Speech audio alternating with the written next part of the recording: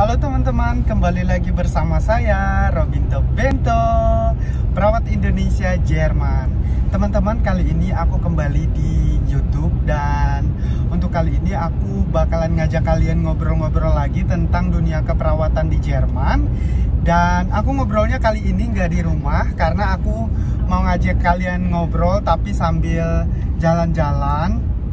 Karena udara dan cuaca hari ini cukup cerah di luar, jadi kebetulan juga akhir pekan kita bakalan jalan bareng dan sambil ngobrol-ngobrolin tentang dunia keperawatan di Jerman. Oke teman-teman, tema yang kita bahas kali ini adalah model-model pelayanan keperawatan di Jerman.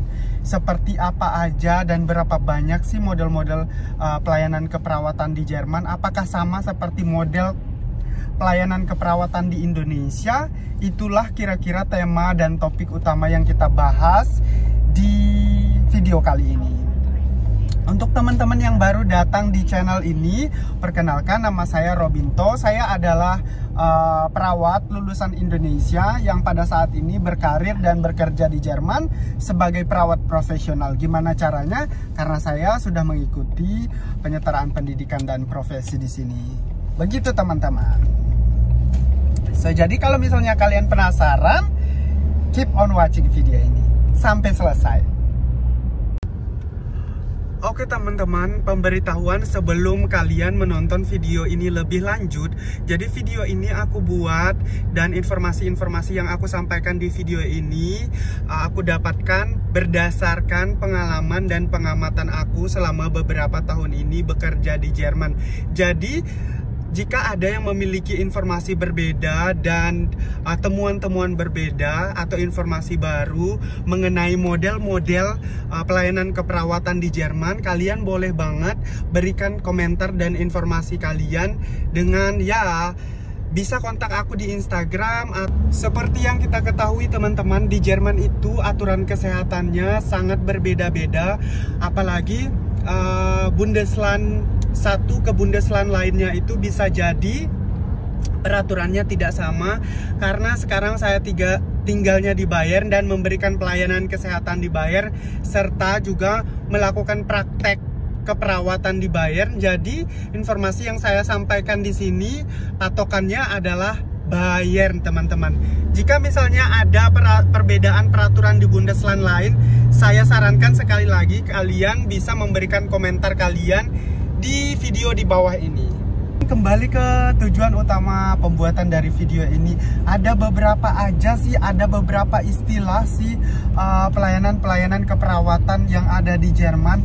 Dan jika kalian nanti bekerja sebagai perawat di Jerman, kalian pasti akan sering mendengar istilah-istilah ini teman-teman. Misalnya apa itu? Kurzzeitpflege yang pertama. Terus yang kedua ada Langzeitpflege. Terus yang ketiga ada yang namanya ambulante Pflegedienst. Setelah ambulante Pflegedienst ada yang namanya Tagespflege teman-teman. Setelah Tagespflege ada yang namanya Reha di Jerman, Rehabilitation. Terus yang terakhir ada yang namanya Hospiz. Apa sih itu semua? Dan ini bakalan pasti akan sering kalian dengar ketika nanti kalian menjalani profesi kalian, apalagi sebagai perawat di Jerman. Saya akan jelaskan satu persatu dalam video ini. Oke? So guys, yang pertama tadi ada yang namanya Kurzzeitpflege. Apa itu Kurzzeitpflege? Kurzzeitpflege ini adalah asuhan keperawatan yang kita berikan kepada pasien atau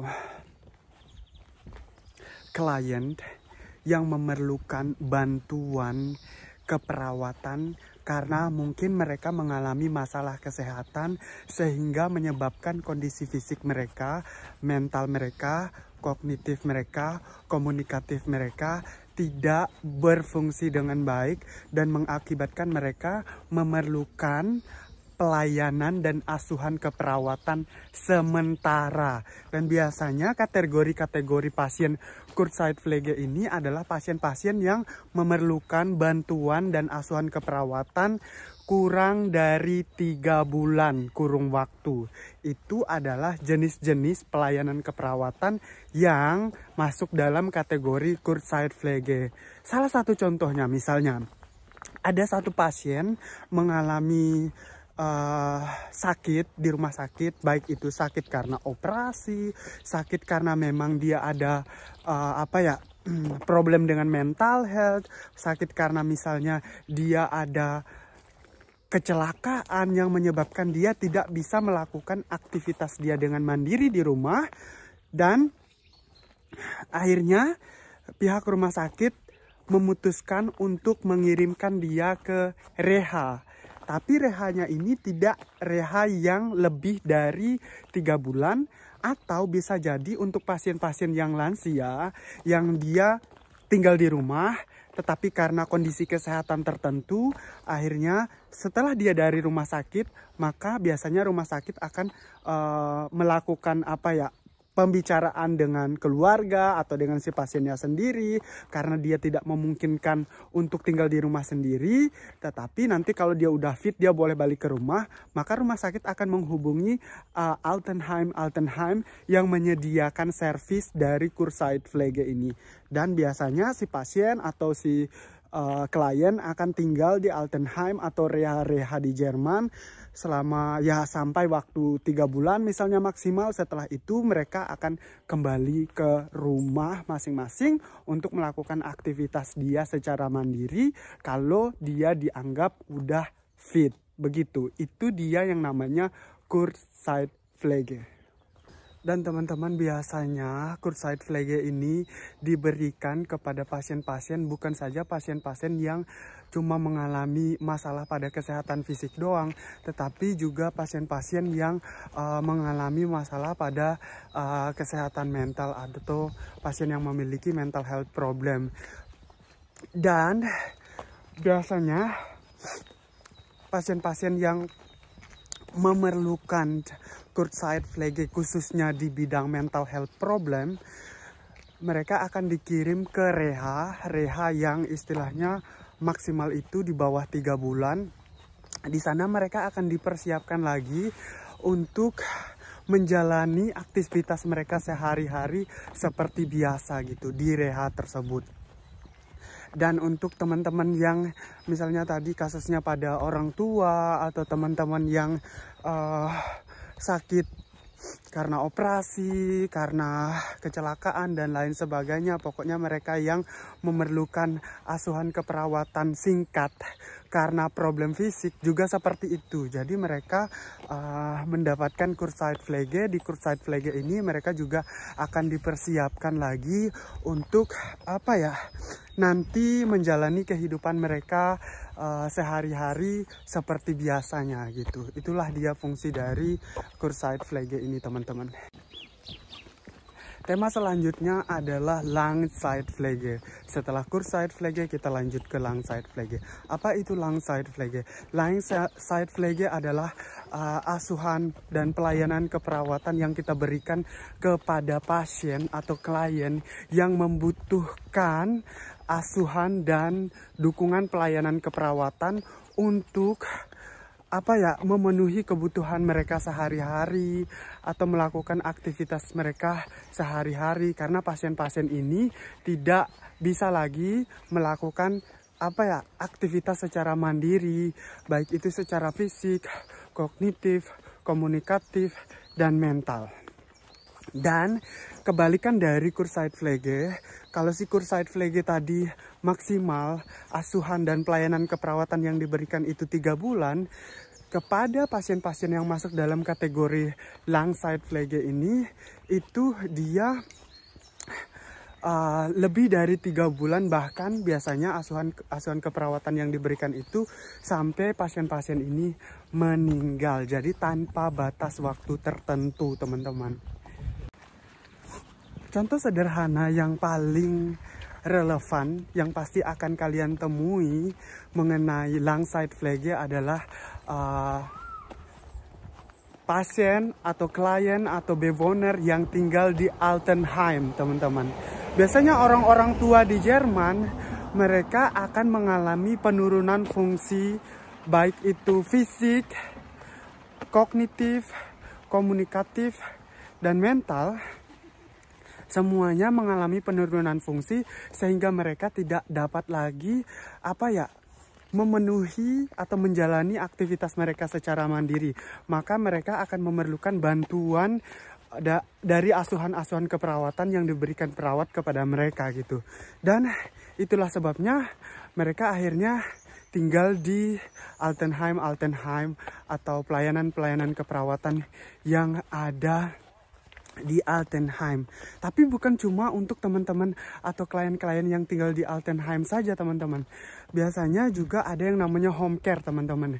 Dan home care ini juga bisa masuk dalam kategori Langzeitpflege jika si pasien atau klien atau bewohnernya itu udah tua, tapi dia lebih memilih untuk tinggal di rumahnya sendiri, meskipun dia tidak bisa lagi melakukan aktivitas secara mandiri, tapi dia lebih memilih untuk tinggal di rumah sendiri. Maka layanan kesehatan yang paling relevan buat mereka adalah ambulante Pflegedienst, dan itu biasanya dilakukan perawat-perawat home care gitu, dan pelawat-pelawat yang masuk dalam kategori ambulante Pflegedienst.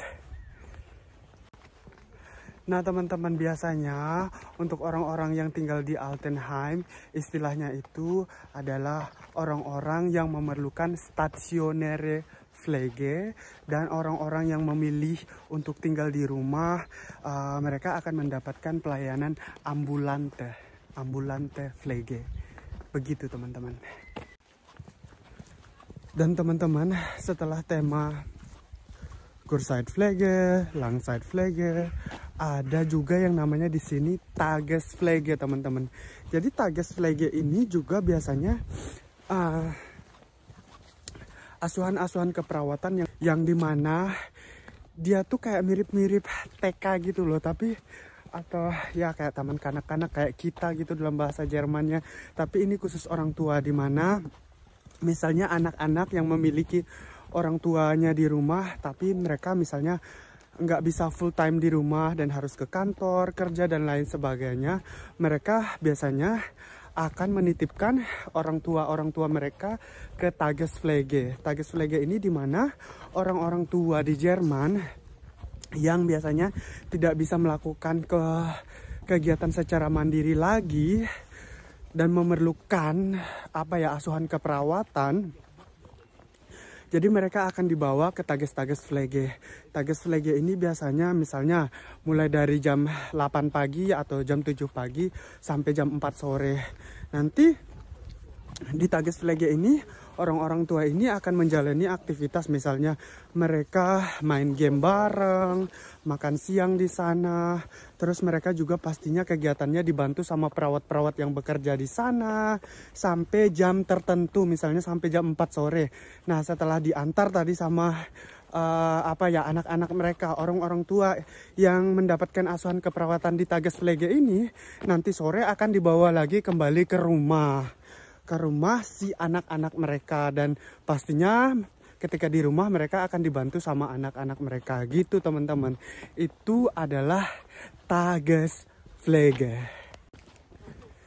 Jadi sekali lagi, teman-teman, Tagespflege ini biasanya disediakan sama institusi keperawatan yang menyediakan program Tagespflege, dan dia programnya ini mirip-mirip seperti kita kalau bahasa Jermannya itu dan kindergarten. Jadi itu orang-orang tua yang dititipkan di sana itu cuma dalam batas waktu beberapa jam doang per hari gitu loh.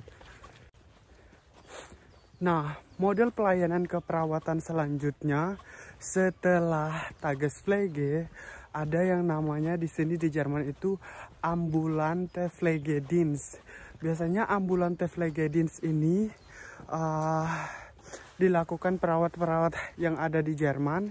Itu adalah semacam home care gitu teman-teman. Jadi perawat-perawat yang bekerja di perusahaan-perusahaan yang bergerak di bidang ambulante Phlegedins ini memberikan asuhan keperawatan kepada pasien yang, atau selain pasien, bewoner atau klien yang tinggal di rumah mereka masing-masing. Jadi untuk teman-teman yang bekerja sebagai perawat ambulante Phlegedins, mereka diwajibkan memiliki SIM di Jerman karena biasanya pekerjaan ini menuntut kita untuk memiliki mobilitas yang fleksibel karena kita harus memberikan pelayanan keperawatan dari satu rumah ke rumah yang lainnya. Dan mereka memberikan asuhan-asuhan keperawatan sederhana seperti misalnya membantu pasien untuk cek gula darah, penyuntikan insulin, habis itu ganti perban, pemberian obat, bantu pasien melakukan Grundpflege, misalnya pagi-pagi bantu pasien ganti baju, gosok gigi, dan lain sebagainya. Teman-teman, biasanya azubi atau pelajar keperawatan yang menempuh Ausbildung sebagai Altenpflege, selain mereka diwajibkan mendapatkan praktek di Altenpflege, di stasioner Pflege untuk bewoner atau orang tua yang tinggal di Altenheim di Jerman, mereka juga kebanyakan diwajibkan untuk melakukan praktek di ambulante Phlegedins ini teman-teman, khusus untuk azubi yang misalnya bergerak di bidang Altenpflege. Jadi sekali lagi, ambulante Phlegedins ini adalah pelayanan home care yang dimana perawat-perawat di Jerman itu memberikan asuhan keperawatan kepada klien atau bewoner yang masih tinggal di rumah. Begitu teman-teman. Seperti yang aku bilangin tadi, biasanya ambulante Phlegedins ini dituntut untuk memiliki SIM di Jerman karena mereka benar-benar harus memiliki mobilitas yang benar-benar fleksibel.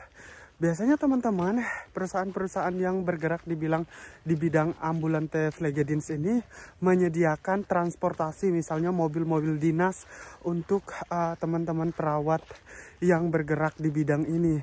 Selain itu, kalian juga bisa menggunakan mobil kalian pribadi tentunya.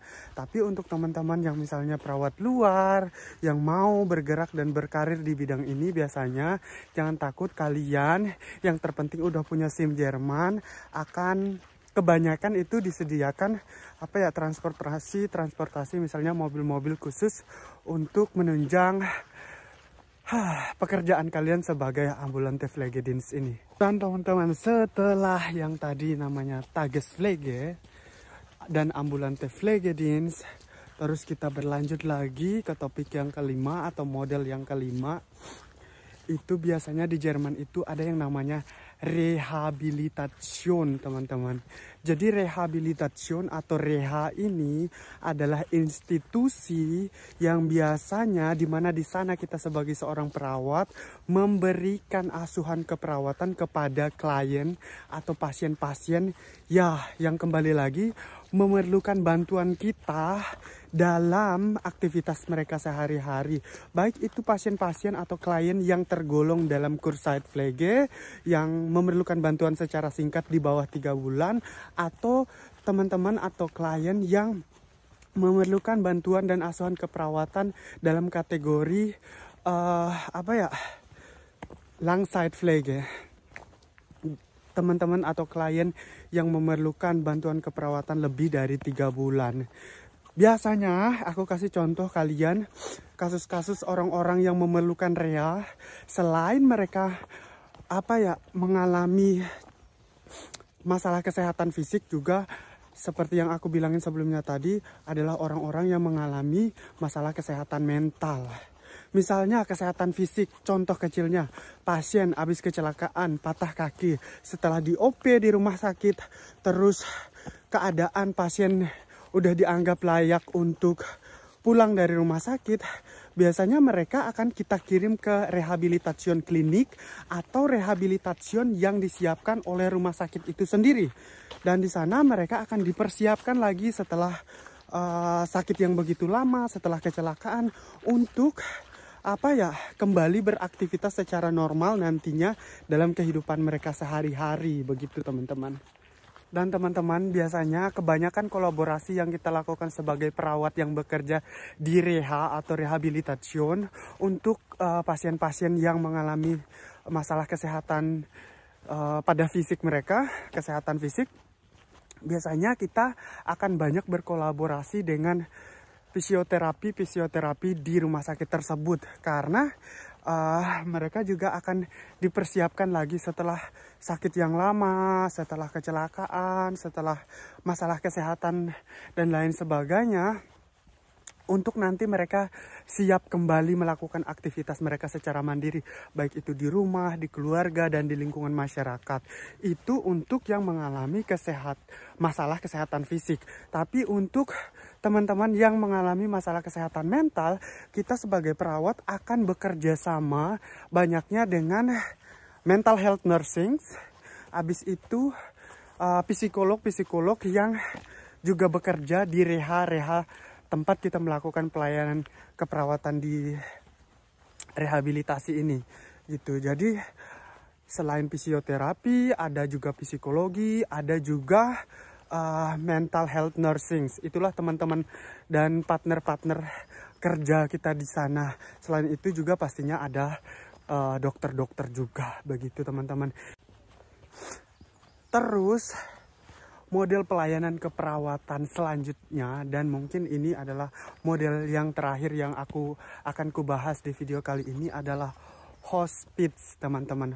Hospice ini adalah lembaga atau institusi kesehatan di Jerman yang dimana perawat-perawat di sana bertugas dan memberikan pelayanan kesehatan serta asuhan keperawatan palliative care atau keperawatan palliatif dalam bahasa Indonesianya, di mana kita di sana memberikan asuhan keperawatan kepada pasien-pasien yang sudah misalnya dalam fase sakratul maut, atau pasien-pasien yang mengalami sakit keras yang memang udah divonis sama dokter tidak bisa disembuhkan lagi. Terus di hospice ini teman-teman ada dua model juga dia. Ada stationary hospice, jadi teman-teman atau pasien-pasien yang udah dalam fase palliatif dan memerlukan perawatan palliatif yang tinggal di satu hospice dalam satu gedung gitu, seperti Altenheim atau rumah sakit juga dia bentuknya, dan di sana namanya stationary hospice. Tetapi selain itu juga kan kebanyakan ada juga pasien-pasien yang saya maunya meninggal di rumah. Saya maunya pokoknya meninggal bersama keluarga gitu. Nah, ada juga yang namanya ambulante hospice. Jadi sekali lagi, hospice itu adalah institusi keperawatan yang dimana di sana kita sebagai seorang perawat akan memberikan asuhan keperawatan palliative care, dan di dalam tim palliative care ini kita juga ada yang namanya ambulante palliative care yang kita akan memberikan asuhan keperawatan kepada pasien-pasien palliatif yang ada di rumah. Dan spesialnya teman-teman, biasanya meskipun ada beberapa institusi palliative care yang mau mempekerjakan orang-orang yang baru lulus Ausbildung lalu bekerja di hospice gitu, tetapi kebanyakan teman-teman yang bekerja di hospice atau menjadi perawat palliatif ini biasanya mereka teman-teman perawat di Jerman yang sudah menempuh pendidikan Weiterbildung. Ada Weiterbildung namanya Weiterbildung Palliative Care Nursing, dan biasanya Weiterbildung ini paling lama 1 tahun Weiterbildungnya, dan di sana kalian juga akan mendapatkan sertifikat sebagai palliative care nursing, dan kalian bisa bekerja selain di hospice teman-teman. Kalau kalian sudah menempuh pendidikan Weiterbildung palliative care ini, kalian juga bisa bekerja di layanan-layanan departemen khusus perawat kanker, seperti yang aku singgung sebelumnya. Setelah misalnya kalian menempuh pendidikan Weiterbildung palliative care, kalian juga nggak harus bekerja di hospice. Yang aku bilang tadi, kalian punya kesempatan untuk bekerja di departemen perawat kanker. Terus teman-teman, kalian juga bisa bekerja di Altenheim sebagai perawat paliatif. Begitu.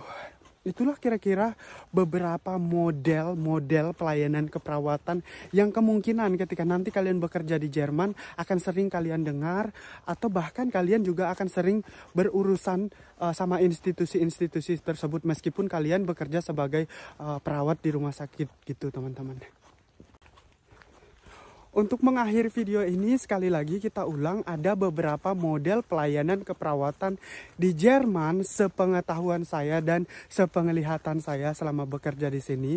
Mulai dari awal, yang pertama tadi adalah Kurzzeitpflege, yang kedua Langzeitpflege, yang ketiga Tagespflege, yang keempat ambulante Pflegedienst, yang kelima tadi Reha, yang keenam yaitu palliative care dan hospice. Jadi ketika kalian memilih untuk berkarir sebagai perawat di Jerman, maka kalian tidak mesti dan tidak harus bekerja di rumah sakit atau Altenheim atau rumah sakit anak saja gitu. Banyak kesempatan-kesempatan yang bisa kalian jajaki di sini. Banyak model-model karir yang bisa kalian ikuti di Jerman. Begitu teman-teman, sebagai seorang perawat di sini.